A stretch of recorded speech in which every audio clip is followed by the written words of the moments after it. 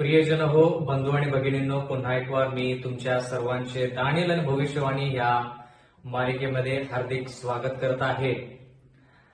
देव कृपाळू आहे, दयाळू आहे, म्हणूनच आज आपण ह्या मालिकेमध्ये असंख्य असे वचन शिकत आहोत. त्याचं ज्ञान आपल्याला प्राप्त होत आहे, म्हणून देवाचे आपण खरेखुर उपकार मानले पाहिजेत. आणि जे लोक आज आमच्या संगती पहिल्या वेळेस जोडले गेलेले आहेत त्यांचे देखील आम्ही उपकार मानतो. परमेश्वर तुम्हाला आशीर्वाद देऊ. आपण सदोदित असंच एकमेकांना देवाच्या वचनामध्ये वाढवत राहू, एकमेकांना वचनामध्ये, विश्वासामध्ये आणि प्रेमामध्ये मदत करू आणि सार्वकालिक जीवनाची आपण वाटचाल करूया. आजचा जो संदेश आहे तो 22व्या क्रमांकाचा संदेश आहे, ज्याचं शीर्षक आहे 2300 दिवसाची भविष्यवाणी, भाग 1. बंधू आणि भगिनींनो, आजचं जे वचन आहे ते अत्यंत महत्वपूर्ण वचन आहे आणि ते वचन आत्मसात करण्यासाठी आपल्याला नेहमीप्रमाणे देवाची गरज लागणार आहे आणि त्याचा पवित्र आत्मा आपल्यावरती उतरल्याशिवाय आपल्याला ह्या गहन आणि गूढ गोष्टी समजणार नाहीत. म्हणून आपण लीन नम्र अंतकरणाने देवाकडे विनंती करूया की देवाने या वचनामध्ये पुढाकार घ्यावा आणि आपल्याला मार्गदर्शन करावं. आपण प्रार्थनेत असू. सर्वसमर्थ जिवंत परमेश्वर देवा, तूच एक सत्य आणि जिवंत देव आहेस, याची प्रचिती तू आम्हाला वारंवार करून देत आहेस, म्हणून उपकार मानतो. मागत आहोत आज देखील परमेश्वरा तुझा पवित्र आत्मा आमच्यामध्ये त्यानं वास करावा आणि परमेश्वरा ज्या गोष्टी आम्हाला समजण्यासाठी कठीण आहेत त्या गोष्टी समजून सांगण्यासाठी आणि त्यानुसार चालण्यासाठी आम्हाला इच्छाशक्ती मिळावी, म्हणून आम्ही मार्गदर्शन मागत आहोत. परमेश्वरा, जे लोक हे वचन ऐकण्यासाठी आतुर आहेत त्यांचे मार्ग मोकळे कर आणि त्यांना देखील हे वचन ऐकण्यासाठी संधी दे. इथून पुढची वेळ आमचं सर्वस्व पुन्हा एक वार आम्ही तुझ्या हाती सोपवून देऊन नम्र विनंती येशूच्या नावात मागतो, म्हणून तू ऐक. आमेन. बंधू आणि भगिनींनो, दानिएलच्या 9व्या अध्यायामध्ये आपण दानिएलाने केलेली प्रायश्चित्ताची प्रार्थना याच्याविषयी शिकलो. आणि विशेष करून दानिएल या पुस्तकामध्ये जरी दानिएलाचं पाप नमूद केलं नसलं तरी देखील आपल्याला माहित आहे की सर्वांनीच पाप केलेलं आहे. पण दानिएल त्यानं पापावरती विजय जरी मिळवला असला तरी देखील तो स्वतःला त्याच्या सोबत्यांसंगती किंवा बाकीचे जे यहुदी लोक आहेत, जे पापी आहेत, त्यांच्या संगती स्वतःला समाविष्ट करतो.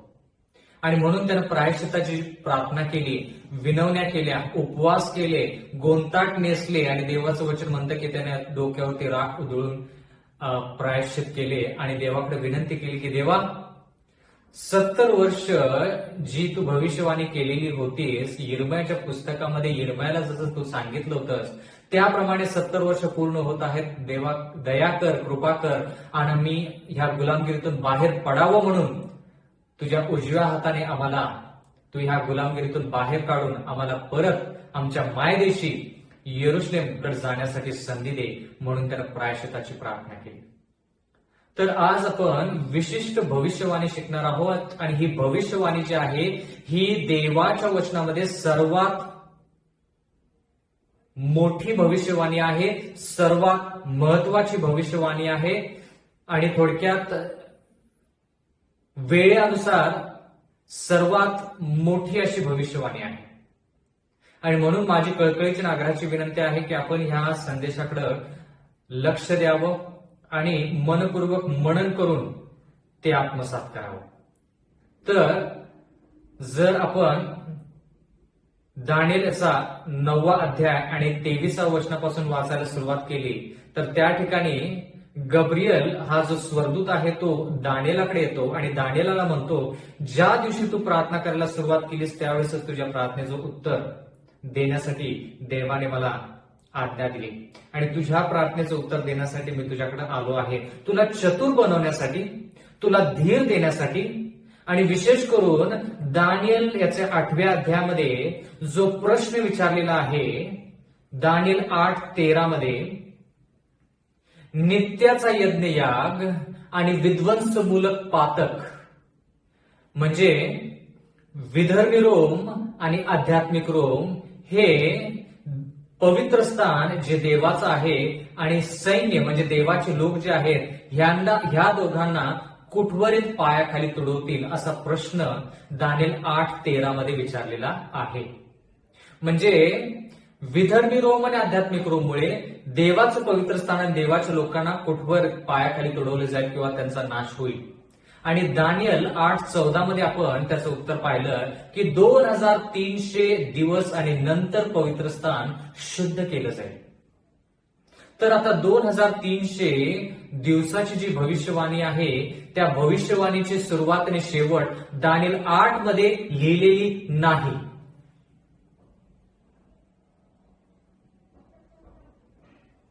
म्हणून ज्या वेळेस आपण दानिएल याच्या 8व्या अध्यायाविषयी मनन करतो त्यावेळेस दानिएल 8 आणि 9 एकत्र करून त्याचं मनन करायचं किंवा त्याचं अध्ययन करायचं. कधीही दानिएल 8 वेगळं करून आणि दानिएल 9 वेगळं करून आपल्याला चालणार नाही. कारण की का दानिएल 8:14 मध्ये ज्या भविष्यवाणीविषयी लिहिलेलं आहे ते भविष्यवाणी दानिएल 9 मध्ये नमूद केलेली आहे. म्हणून दानिएल 8 आणि 9 आपण एकत्रित शिकायचं. कारण की दानिएल 8 आणि 9 आपण वेगवेगळे करू शकत नाही. ते दोन्हीही अध्याय जे आहेत ते एकामेकासंगती जोडले गेलेले आहेत. ठीक आहे. या ठिकाणी दानिएल याचा 9वा अध्याय आणि 23वा वचन वाचूया. तुझ्या प्रार्थनांना आरंभ होताच आज्ञा झाली ती तुला सांगण्यास मी आलो आहे, कारण तू परमप्रिय आहेस. तर ह्या गोष्टींचा विचार कर व हा दृष्टांत समजून घे. गब्रिएल या ठिकाणी दानिएलाला ह्या दृष्टांताविषयी समजून सांगण्यासाठी आलेला आहे. दानिएलचा 9वा अध्याय आणि 24वे वचन. आज्ञाभंगाची समाप्ती व्हावी, पातकांचा अंत करावा, अधर्माबद्दल प्रायश्चित करावे, सनातन नीतिमत्ता उदयास आणावी, दृष्टांत व संदेश मुद्रित करावेत आणि जो परम पवित्र त्याला अभिषेक करावा. हे घडून येण्यासाठी तुझे लोक व तुझे पवित्र नगर या संबंधाने 70 सप्तके ठरली आहेत. आता आपण 2300 दिवसाच्या भविष्यवाणीची बातचीत करत आहोत किंवा त्याच्यावरती विचार विनिमय करत आहोत. मग 2300 दिवसाची जी भविष्यवाणी आहे त्याच्यामध्येच देवाचं वचन म्हणतं दानिएल 9:24 मध्ये की 70 सप्तके म्हणजे 70 आठवडे दिलेले आहेत. कशासाठी दिलेले आहेत?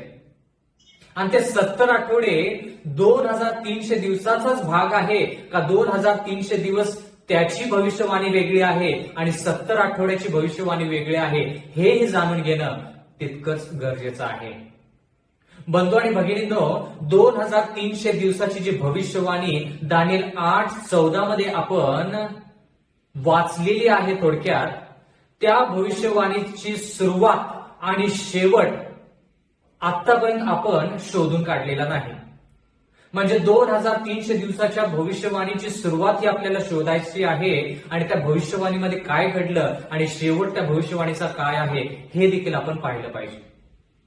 म्हणजे आतापर्यंत आपण 2300 दिवसाची जी भविष्यवाणी आहे त्याची सुरुवातीची तारीख आणि अखेरची तारीख किंवा शेवटची तारीख जी आहे ती आपण शोधलेली नाही.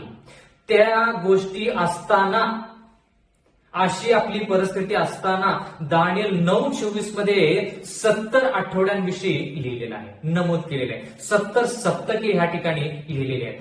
परत आपण ते वचन अध्ययन करूया. दानिएल 9:24.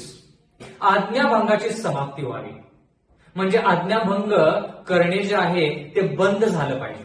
आज्ञांचा भंग झाला नसला पाहिजे. आज्ञा लोकांनी मोडायची नाही. मग ती कोणती आज्ञा असू दे, जे देवाच्या वचनामध्ये आहे ती आज्ञा त्यांनी मोडायची नाही. मुद्दा नंबर 2, पातकांचा अंत करावा, म्हणजे दानिएल, त्याचे लोक व त्याचे नगर जे आहे त्या सर्वांनी पाप करणं बंद करावं. मुद्दा नंबर 3, अधर्माबद्दल प्रायश्चित करावं, म्हणजे पाप बंद करून पुण्य किंवा चांगल्या गोष्टीकडे त्यांनी वाटचाल करावी असं देवाचं वचन म्हणतं. ह्याच्यासाठी किती आठवडे दिलेले आहेत, किती सप्तके दिलेले आहेत? 70 सप्तके दिलेले आहेत. एवढंच नाही तर त्या 70 सप्तक्यामध्ये बाकीचे जे मुद्दे आहेत ते काय? चौथा मुद्दा, सनातन नीतिमत्ता उदयास आणावी, म्हणजे असं होता कामा नये की तुम्ही पाप करणं बंद करताय 2 दिवसासाठी किंवा 1 महिन्यासाठी आणि 1 महिन्यानंतर परत तुम्ही देवासंगती फितुरी करता. असं होता कामा नये. म्हणून या ठिकाणी चौथा मुद्दा आहे सनातन म्हणजे कायमस्वरूपी नीतिमत्ता उदयास आली पाहिजे. म्हणजे पवित्रता कायमस्वरूपी देवाच्या लोकांमध्ये, म्हणजे दानियल, त्याचे लोक, दानियल आणि त्याचे पवित्र नगर. आता नगर म्हणजे घर, भिंती, खिडक्या, दरवाजे ह्या नव्हे. नगर म्हणजे सर्व लोक जे त्या नगरामध्ये आहेत. दृष्टांत व संदेश मुद्रित करावेत आणि जो परम पवित्र त्याला अभिषेक करावा हे घडून येण्यासाठी, या सर्व गोष्टी घडून येण्यासाठी गब्रिएल म्हणतो दानियेला, देवाने मला आज्ञा दिलेली आहे की मी तुला ह्या सर्व गोष्टी सांगाव्यात आणि तुला हे सांगावं की तू आणि तुझे लोक आणि तुझे पवित्र नगर जे आहे त्यांना 70 आठवडे दिलेले आहेत. त्या 70 आठवड्यामध्ये त्यांनी या सर्व गोष्टी पूर्ण केल्या पाहिजेत. मग आपण ह्या 70 आठवड्याची जी भविष्यवाणी आहे तीही शिकायची आणि 2300 दिवसाची जी भविष्यवाणी आहे तीही शिकायची. मग आता दुसरा प्रश्न, महत्वाचा, लाखो रुपयांचा प्रश्न, की 2300 दिवसाची जी भविष्यवाणी आहे त्याची सुरुवात आणि 70 आठवड्याची सुरुवात एकच आहे का वेगवेगळी आहे, हेही पाहिलं पाहिजे. एवढंच नाही तर बंधू आणि भगिनींनो, 2300 दिवसाची जी भविष्यवाणी आहे तिचा शेवट जो आहे तो शेवट आणि 70 आठवड्याचा शेवट एकच आहे का हे पाहिलं पाहिजे.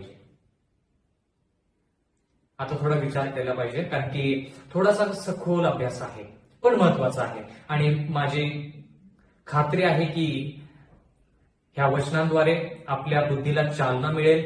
आपण आपला बुद्ध्यांक जो आहे तो देखील वाढेल, कारण की आपण देवाच्या सहाय्याने, मदतीने हे वचन शिकत आहोत. आता जरा विचार करूया. 70 आठवडे जे आहेत ते 70 आठवडे किंवा 70 सप्तके जे आहेत ते 2300 दिवसाचा पहिला भाग आहे, मधला भाग आहे का शेवटचा भाग आहे. म्हणजे हे 70 आठवडे किंवा 70 सप्तके जे आहेत ते 2300 दिवसाची जी भविष्यवाणी आहे त्याच्या कोणत्या भागामध्ये येते हे पाहिलं पाहिजे. म्हणून ह्यासाठी आपण सुरुवातीची तारीख जी आहे ती शोधून काढली पाहिजे.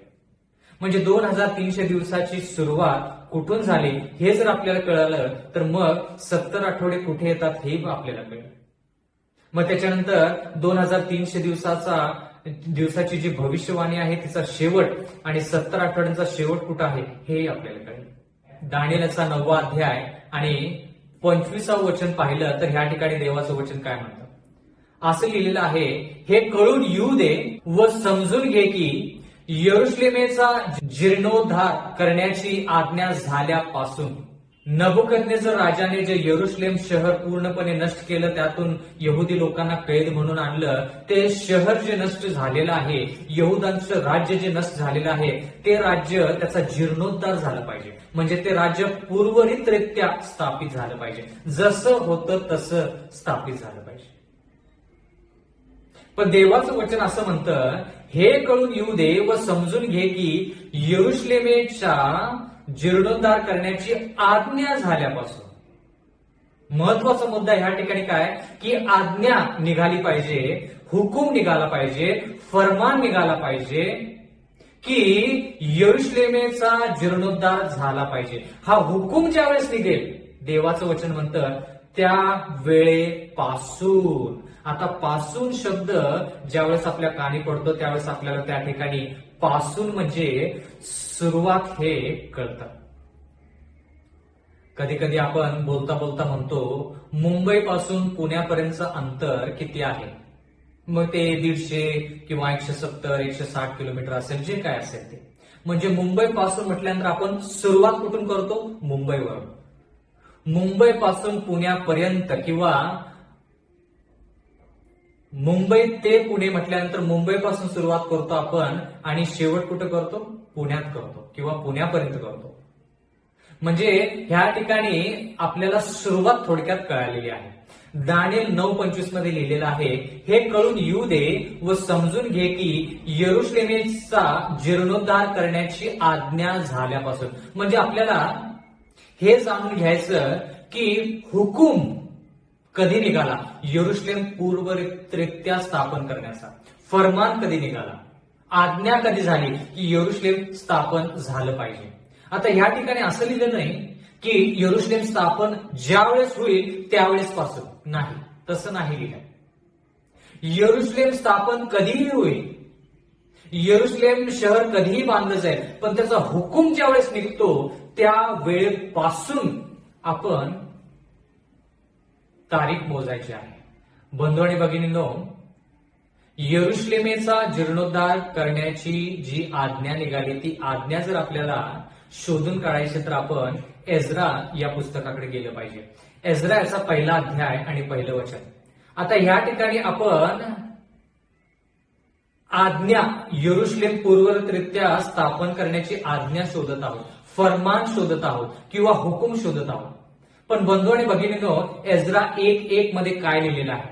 यिर्मयाच्या मुखाने प्राप्त झालेले परमेश्वराचे वचन सिद्धीस जावे म्हणून पारसाचा राजा कोरेश याच्या कारकिर्दीच्या पहिल्या वर्षी परमेश्वराने ह्या राजाच्या मनास स्फूर्ती दिली, तेव्हा त्याने आपल्या सर्व राज्यात जाहीर केले व लेखी फरमानही पाठवले ते असे.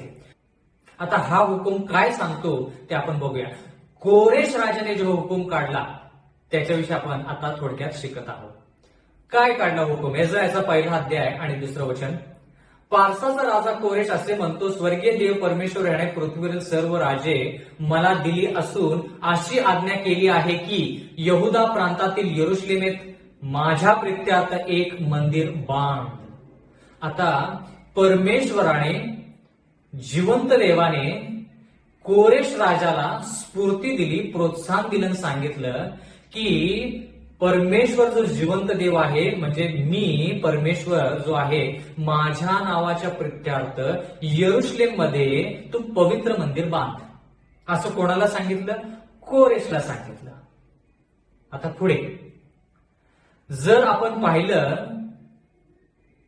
तर बंधू आणि भगिनींनो, या ठिकाणी मंदिर बांधण्याची आज्ञा जी आहे, मंदिर बांधण्याचा हुकूम जो आहे, तो हुकूम कोरेश राजाने पाठवला, लोकांपर्यंत पोहोचवला. कोणता हुकूम? मंदिर बांधण्याचा. पण दानिएल 9:25 मध्ये जर आपण पाहिलं तर या ठिकाणी काय लिहिलेलं आहे?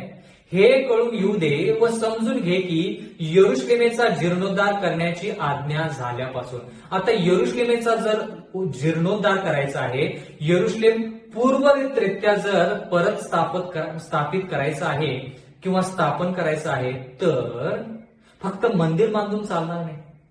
म्हणजे कोरेश राजाने जो हुकूम काढला, जे फरमान काढलं, जी आज्ञा काढली ती फक्त मंदिर बांधण्यासाठी, पूर्ण यरुशलेमेचा जीर्णोद्धार करण्यासाठी नाही.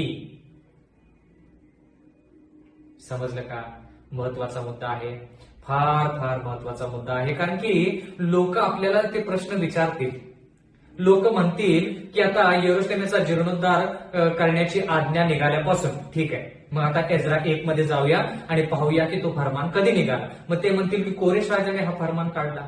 पण आपण त्यांना सांगितलं पाहिजे, आपण त्यांना समजावून सांगू शकलो पाहिजे की हा जो हुकूम आहे, जो कोरेश राजाने काढला, तो फक्त मंदिर बांधण्यासाठी काढला.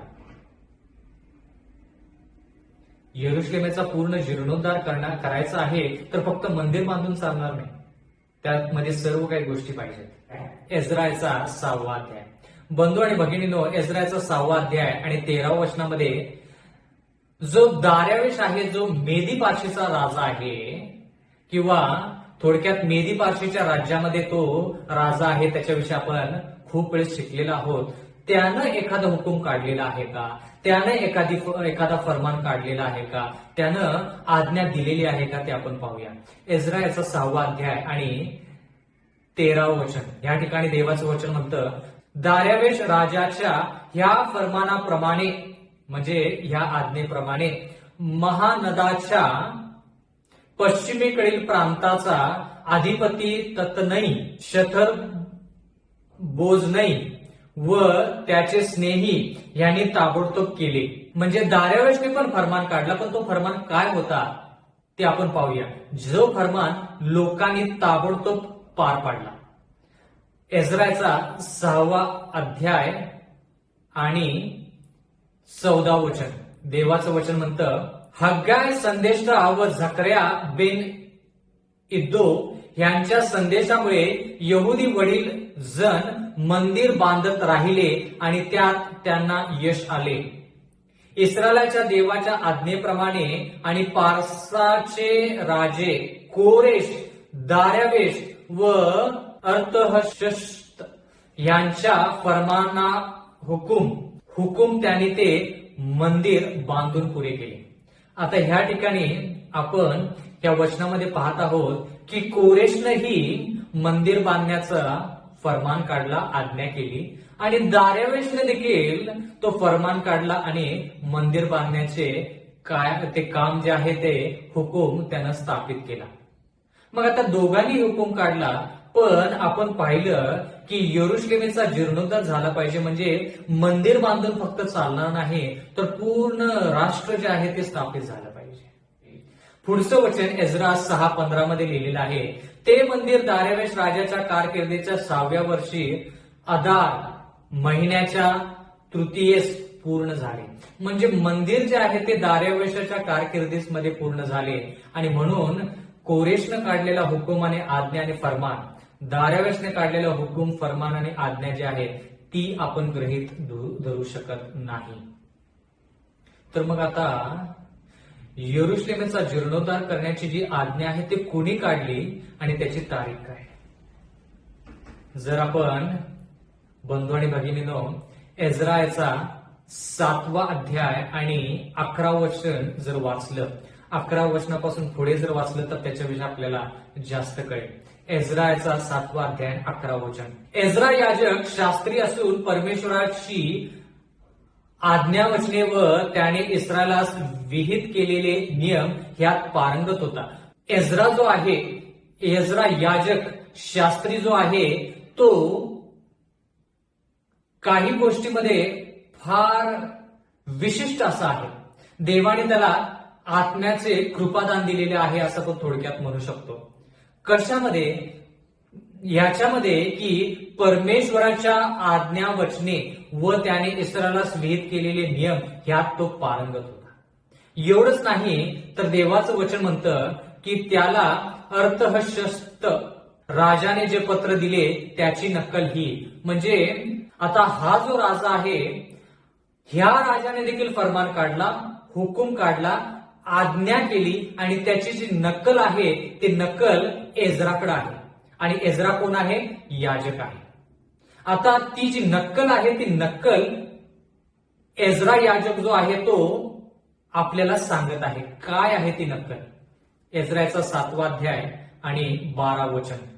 स्वर्गीय देवाच्या नियमशास्त्रात पारंगत शास्त्री एज्रा याजक ह्याला राजाधिराज अर्थहशस्त इत्यादी अर्थहशस्त ह्या राजाने जो हुकूम काढला, जी आज्ञा दिली त्याची नक्कल एज्रा याजकाकडे त्याने दिली.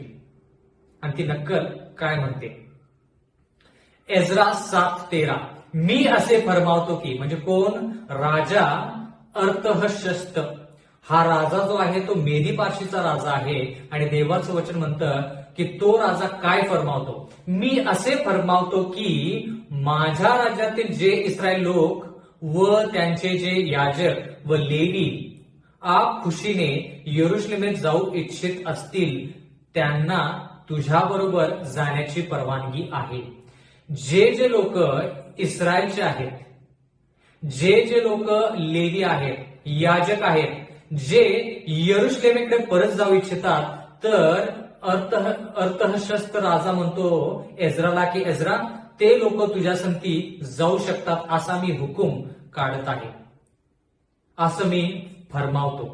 एज्रा 7:14 मध्ये तुझ्याजवळ देवाचे जे नियमशास्त्र आहे त्यानुसार यहुदा व यरुशलेम यांची स्थिती आहे किंवा असे ह्याचा तपास करावा म्हणून राजा व त्याचे 7 मंत्री ह्याच्याकडून तुला रवाना करण्यात येत आहे. म्हणजे जो हुकूम कोरेशने काढला, जो हुकूम दार्यावेशने काढला त्याच्यापेक्षा जास्त गोष्टी ह्या राजा जो आहे ज्याचं नाव अर्थहशस्त आहे त्या राजाने जास्त गोष्टी नमूद केल्या. एवढंच नाही, एज्राचा 7वा अध्याय आणि 15 वचन. आणि यरुशलेम निवासी जो इस्रायलाचा देव त्याला राजाने व त्याच्या मंत्र्यांनी स्वसंतोषाने अर्पण केलेले सोने व रुपे तू न्यावेस. एवढंच नाही तर इस्रायल 7:16 मध्ये लिहिलेलं आहे बंधू आणि भगिनींनो, तसेच जेवढे सोने व रुपे सर्व बाबेल प्रांतात तुला मिळाले आणि लोक व याजक यरुशलेमेतील आपल्या देवाच्या मंदिर प्रित्यार्थ जे स्वसंतोषाने अर्पण देतील ते सर्व तू न्यावेस. म्हणजे मेदी पारशीच्या राज्यामध्ये जे लोक यरुशलेमचे आहेत त्या लोकांनी काय करायचंय की बाबेलमधलं जेवढं सोनं त्यांचं आहे, जे सोनं देवाच्या जिवंत देवाच्या प्रित्यार्थ ते जे ठेवलेलं आहे ते सर्व सोनं, अर्थशस्त्र राजा म्हणतो की एज्रा हे सर्व सोनं तू आणि तुझे लोक यरुशलेमचा जीर्णोद्धार करण्यासाठी नेऊ शकता. म्हणजे ह्या ठिकाणी फक्त मंदिर बांधण्याविषयी लिहिलेलं नाहीये, मंदिर बांधण्या पलीकडे देखील गोष्टी घडल्या पाहिजेत. मग आपण म्हणू शकतो की यरुशलेमेचा जीर्णोद्धार झाला आहे. पण ह्या ठिकाणी काय चाललंय, आज्ञा फक्त होत आहे, हुकूम फक्त काढण्यात येत आहे, फरमान फक्त काढण्यात येत आहे. ह्या ठिकाणी यरुशलेम बांधलं गेलं असं सांगण्यात आलं नाही. कारण की दानिएल 9:25 मध्ये आपण 2300 दिवसाची जी भविष्यवाणी आहे त्याची सुरुवात शोधून काढत आहोत. आणि सुरुवात काय लिहिलेली आहे, आज्ञा निघाल्यापासून. यरुशलेमेचा जीर्णोद्धार करण्याची आज्ञा निघाल्यापासून. आता आज्ञा कधी निघाली तेवढाच फक्त प्रश्न आहे. या ठिकाणी पुढे पाहिलेलं आपण जर वाचलं तर कळेल, दानिएल 7:17, तू त्या पैशांचे बैल, मेंढे, कोकरे व त्यांच्याबरोबरची अन्नार्पणे व पेयार्पणे ही हयगय न करता खरेदी करून यरुशलेमेतील तुमच्या देवाच्या मंदिरात असलेले वेदीवर अर्पण करावे. म्हणजे सोने, रुपये, चांदी, पैसे, बैल, मेंढे, गोरे ह्या सर्व गोष्टी ज्या आहेत ते अर्पण करण्यासाठी हा राजा म्हणतो याजकाला किंवा एज्राला की तू घेऊन जाऊ शकतोस. एवढंच नाही तर पुढं एज्रा 7:18 मध्ये लिहिलेलं आहे, जे सोने व रुपये शिल्लक राहील त्याचा विनियोग तुला व तुझ्या भाऊबंधांना योग्य वाटेल तसा आपल्या देवाच्या इच्छेप्रमाणे करावा. प्रत्येक ठिकाणी देव देव देव देव देव. जसं देवाने कोरेशाला स्फूर्ती दिली यरुशलेममध्ये मंदिर बांध, दार्यावेशला स्फूर्ती दिली यरुशलेममध्ये मंदिर बांध, आणि त्याच्याच कारकिर्दीमध्ये मंदिर बांधण्यात आलं यरुशलेममध्ये. पण बाकीच्या गोष्टी राहिल्या होत्या, त्या बाकीच्या गोष्टी पण पूर्ण झाल्या पाहिजेत. मग आपण म्हणू शकतो की यरुशलेमेचा जीर्णोद्धार ची आज्ञा निघाली आहे किंवा यरुशलेमेचा जीर्णोद्धार झालेला आहे. आता ह्या ठिकाणी देवाचं वचन म्हणतंय एज्रा 7:19, तुझ्या देवाच्या मंदिराच्या सेवेसाठी जी पातळी तुला देण्यात येत आहेत ती यरुशलेमेच्या देवासमोर सादर कर. अर्थशस्त्र आहे तो राजा याजक एज्राला सर्व गोष्टी सांगत आहे. आता ह्या ठिकाणी फक्त मंदिराविषयी जर फक्त लिहिलेलं नाही तर सोने, रुपये, लोकांचं भलं जे करायचं आहे ते लोकांचं भलं देखील ह्या सर्व गोष्टीतून होणार आहे. एज्रा 7:20 मध्ये लिहिलेलं आहे, ह्याहून आणखी देवाच्या मंदिरास लागणारे जे तुला द्यावे लागेल ते राजभांडारातून घ्यावे. म्हणजे माझ्या राज्यामध्ये जो राजभांडार आहे त्यातून सर्व गोष्टी जे तुझ्या देवाच्या मंदिरासाठी बांधण्यासाठी गरजेचे आहे ते सर्व तू घेऊ शकतोस.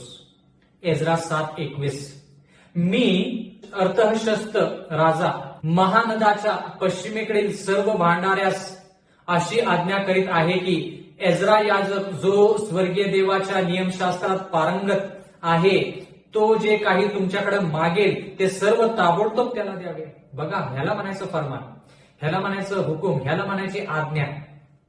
ज्या सर्व गोष्टी एज्रा याजकाला लागणार आहेत कशासाठी, यरुशलेमचा जीर्णोद्धार करण्यासाठी, पूर्वरित्या ते यरुशलेम बांधलं जावं, ते पूर्वरित्या स्थापित व्हावं, या सर्व गोष्टीसाठी ज्या गोष्टी लागणार आहेत त्या सर्व गोष्टी भांडाऱ्यांनी एज्रा याजकाला द्यावे म्हणून फरमान काढण्यात आलं.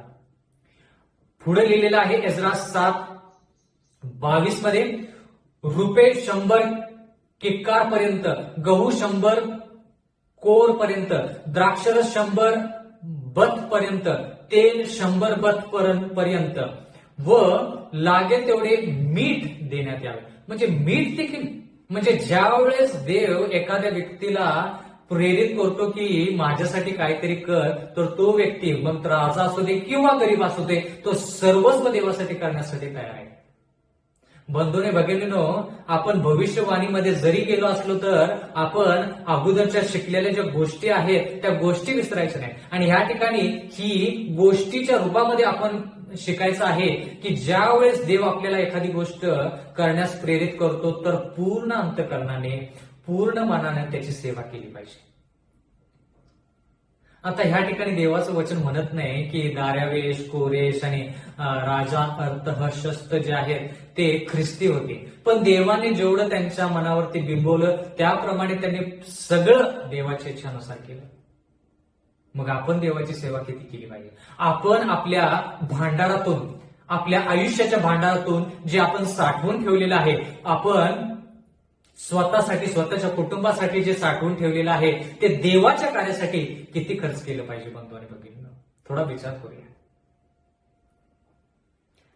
जर जिवंत देव विधर्मी राजाला प्रेरित करू शकतो तर आपल्याला का प्रेरित करू शकत नाही? का असं आहे की तो आपल्याला प्रेरित करत आहे, आपल्याला स्फूर्ती देत आहे, प्रोत्साहन देत आहे, पण तरी देखील आपण स्वार्थी आहोत? बंधू आणि भगिनींनो, 10 रुपये मधले 1 रुपये देणं देवासाठी थोडं सोपं आहे, पण जर आपल्याकडं 1,00,000 रुपये आहेत आणि त्यातले 10,000 रुपये जर दशांश द्यायचा तर आपण फार विचार करतो. आपण 1,00,000 रुपये जे देवाने आपल्याला दिले त्याच्याविषयी विचार करत नाही, पण 10,000 रुपये परत करायचे आहेत त्याच्याविषयी जास्त विचार करतो.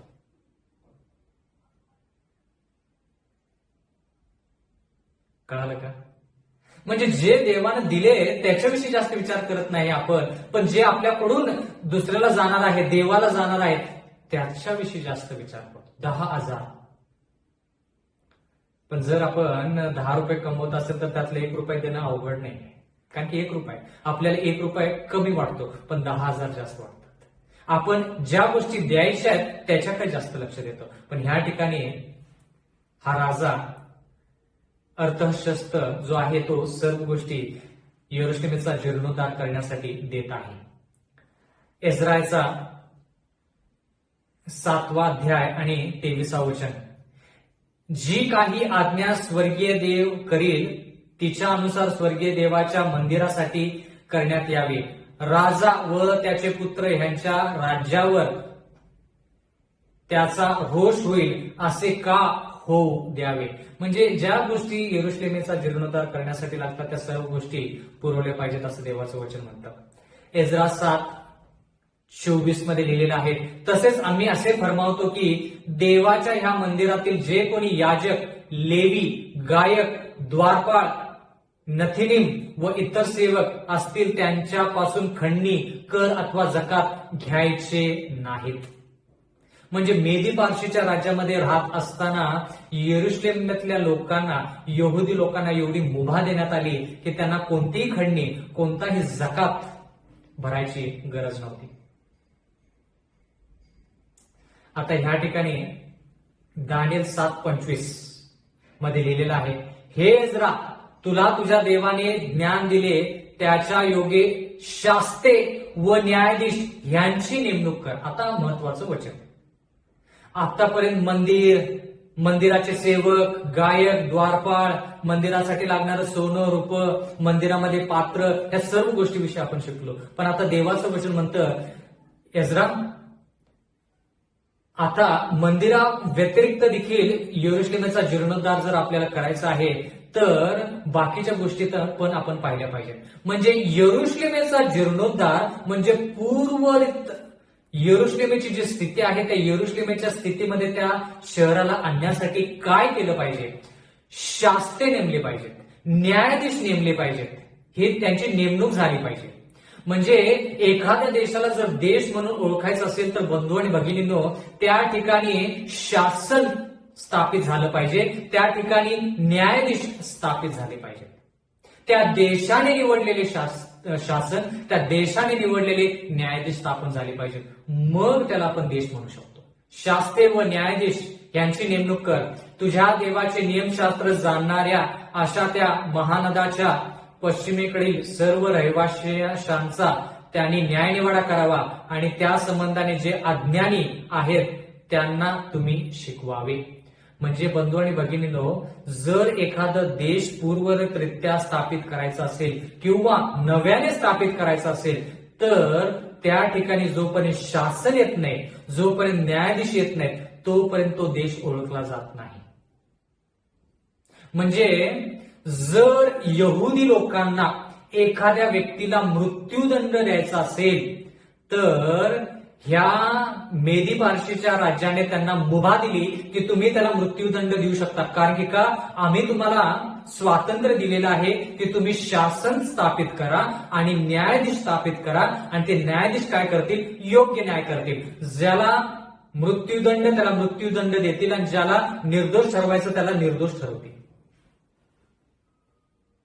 आता जरा लक्ष द्या, आता जरा लक्ष द्या. ज्यावेळेस यहुदी लोक रोमच्या सत्तेखाली आले, कोणत्या रोमच्या, विदर्भी रोमच्या सत्तेखाली आले, त्यावेळेस यहुदी लोकांना येशू ख्रिस्ताला मृत्यूदंड द्यायचा होता, त्याला क्रुसावरती टांगायचं होतं, त्याला क्रुसावरती खेळायचं होतं, त्याला क्रुसावरती मारून टाकायचं होतं. त्यावेळेस यहुदी लोकांनी येशू ख्रिस्ताला क्रुसावरती टांगलं नाही. का? कारण की रोमच्या राज्याने ह्या यहुदी लोकांना तशी मुभा दिली नाही की तुम्ही तुमचं शासन स्वतः स्थापित करा, तुमचे न्यायाधीश स्वतःचे असू देत, तुम्हाला ज्याला निर्दोष सोडवायचं त्याला निर्दोष सोडवू शकता, ज्याला मृत्यूदंड द्यायचा त्याला तुम्ही मृत्यूदंड देऊ शकता, अशी मुभा रोमच्या राज्याने ह्या यहुदी लोकांना दिली नाही. म्हणून ज्यावेळेस येशू ख्रिस्ताला मृत्यूदंड द्यायचा तर ह्या यहुद्यांना हेरोद राजाकडेच घेऊन गेलं पाहिजे, पिलाताकडेच घेऊन गेलं पाहिजे. मग त्यांनी जर दोष ठरवला येशू ख्रिस्तावरती तर मग हे लोक ह्या येशू ख्रिस्ताला वधस्तंभावरती खेळू शकतील. कळाला का फरक? म्हणजे मला ह्या गोष्टींना फार विचार करूसं वाटतात की फरक काय. मेदी पारशीने त्यांना पूर्ण मुभा दिली, तुम्ही स्वतःचं शासन, स्वतःचे न्यायाधीश स्थापन करा, ज्याला निर्दोष त्याला निर्दोष ठरवू शकता, ज्याला मृत्यूदंड त्याला मृत्यूदंड देऊ शकता. पण तेच राज्य, कोणतं, यरुशलेमचं राज्य, ज्यावेळेस रोमच्या राज्याखाली आलं त्यावेळेस ती सत्ता त्यांच्याकडे राहिली नाही, ती सत्ता त्यांच्याकडे राहिली नाही. कळालं का बंधू आणि भगिनींनो? म्हणजे ह्या ठिकाणी देवानं आणखी किती मदत करायची आपल्याला. देव म्हणतो की मी तुम्हाला बाबेलच्या राज्यातून काढलं, मी तुम्हाला मेदी पारशीच्या राज्यातून काढलं, परत तुम्हाला यरुशलेममध्ये आणण्याचा प्रयत्न केला, तुम्ही आला देखील तरी देखील तुम्ही परत गुलामगिरीमध्ये रोमच्या राज्याच्या. बंधू आणि भगिनींनो जरा विचार करा, जर यरुशलेम रोमच्या कारकिर्दीची विचार करता होता आपण, विदर्भी रोमच्या काळामध्ये जर यरुशलेमेला सत्ता असती, शासन आणि न्यायाधीश स्वतःचे निवडण्यासाठी, तर त्यांनी येशू ख्रिस्ताला कधीच वधस्तंभावरती खिळलं असतं, कधीच त्याचे प्राण घेतले असते. पण त्यांच्या हातामध्ये ती सत्ता नव्हती, म्हणून त्यांना प्रत्येक वेळेस एखाद्याला जीव मारायचं तर कोणाकडे न्यायचं, पिलाताकडे न्यायचं, हेरोद राजाकडे न्यायचं आणि त्या सर्व गोष्टी त्याच्यावरती अंमलबजावणी करायची. तर आता परत एकदा आपण दानिएल याचा 9वा अध्याय आणि 25वा वचन वाचूया. हे कळून येऊ दे व समजून घे की यरुशलेमेचा जीर्णोद्धार करण्याची आज्ञा झाल्यापासून, म्हणजे जीर्णोद्धार म्हणजे सर्व गोष्टी परत स्थापित झाल्या पाहिजे. धार्मिक इतिहासाचा विचार केला तर ती आज्ञा 457 ख्रिस्तपूर्व 457 ख्रिस्तपूर्व ह्या तारखेला, ह्या वर्षामध्ये ती आज्ञा निघाली. कारण की आपण आज्ञा कधी निघाली हे आपल्याला पाहायचं आहे. यरुशलेमेला किती वेळ लागतो जीर्णोद्धार करण्यासाठी तो ह्या ठिकाणी भाग नाही. आज्ञा कधी निघाली? ती आज्ञा निघाल्यापासून असा शब्द या ठिकाणी आलेला आहे. बंधू आणि भगिनींनो, म्हणून आपण कोरेश राजाने जो फरमान काढला, दार्यावेश राजाने जो फरमान काढला, तो फरमान ग्रहित न धरता राजा अर्थशस्त त्याने जो फरमान काढला, जो आपण एज्रा 7व्या अध्यायामध्ये पाहिलेला आहे, तो फरमान आपण ग्रहित धरत आहोत.